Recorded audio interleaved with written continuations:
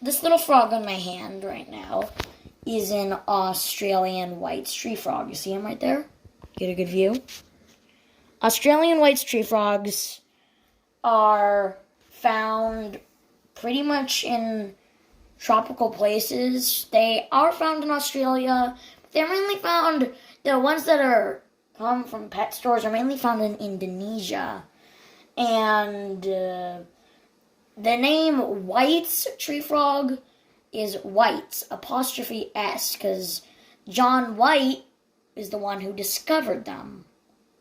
Like I said, they are named after John White, but they are not white. Oh, stop jumping. Okay, keep the video on.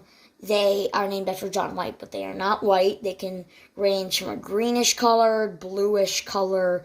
This guy's right now a brownish color. That's when they're more active. Because you can see, he literally just tried to jump on the camera. So I'm going to put him back down. I personally think these frogs are good pets because they are an interactive species. So if you're looking for a frog that will interact with you, these guys are good. They live pretty long lives, average around 10 years. So this guy is going to be around with me for a while. Anyways, yeah. They live long lives. They are friendly. They are easy to take care of. They have funny little character. They are so they have their own little mind They're their own little world going in their mind, racing around the world, doing whatever they want. To take care of a white tree frog, you need a pretty big enclosure, such as this one. And you might want to keep the glass clean. I need to clean this. I'll probably do that right after the video. But you need a big glass enclosure, many plants and sticks to hop around on. And they need a good, pretty nice and warm temperature and good humidity, like around 70 to 80 degrees Fahrenheit, and you should get it at least the percentage of humidity over 50. They should have a pretty good percentage because they are amphibians. They need water. So a dry environment isn't always the best option for them because they like tropical. You should get them a nice clean water bowl.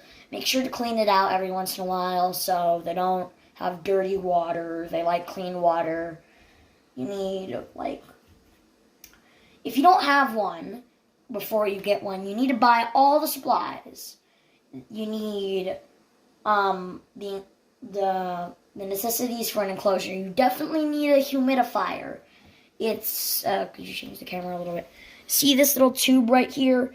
Every once in a while, this thing will spray a little bit of water, so you can make sure it's nice and humid. I also have a temperature gauge in there that you can also check the humidity in. And you see that little thingy in the back there? Anyways, they need spring water. You cannot give them tap water because the spring water contains the right minerals that they need. And for the water, you mainly need a humidifier and clean spring water, good heat, good humidity, lots of moss, because they like a soft bedding. You don't want to give them too hard on the ground.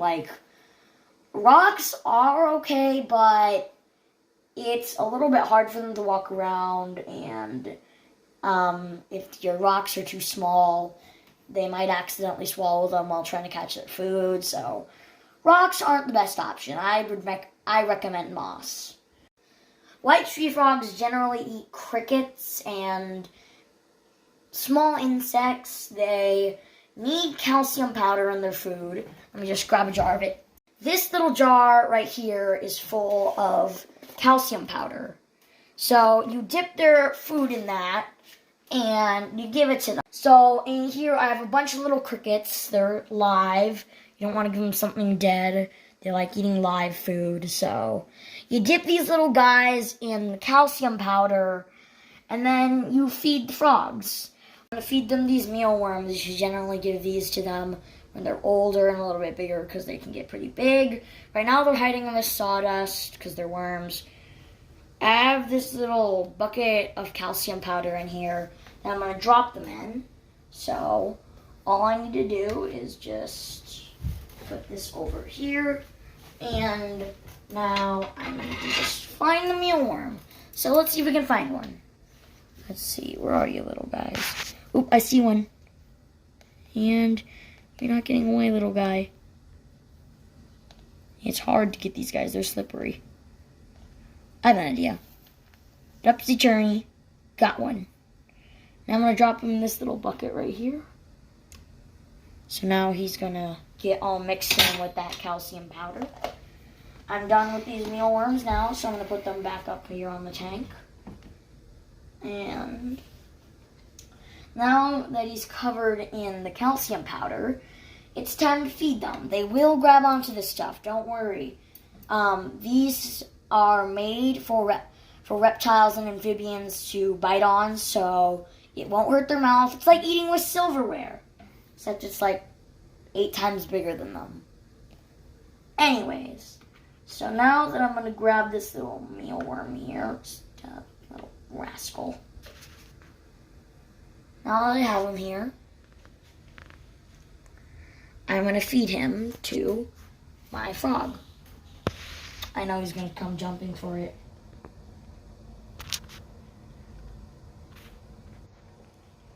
Oh, there. And just like that, he has his food. So, it's pretty simple to feed them. He's happy now. He has his food. So, yeah, that's good for the day. They don't need too much food. That's like a good serving size for somebody. Anyways, I put a lot of work into this video. I researched a lot. I used like 2% of it. Anyways, in conclusion, these guys are good pets. They're interactive. They do good in groups. They're very tolerant of temperatures and humidity. They generally like to keep it nice and warm and humid for them.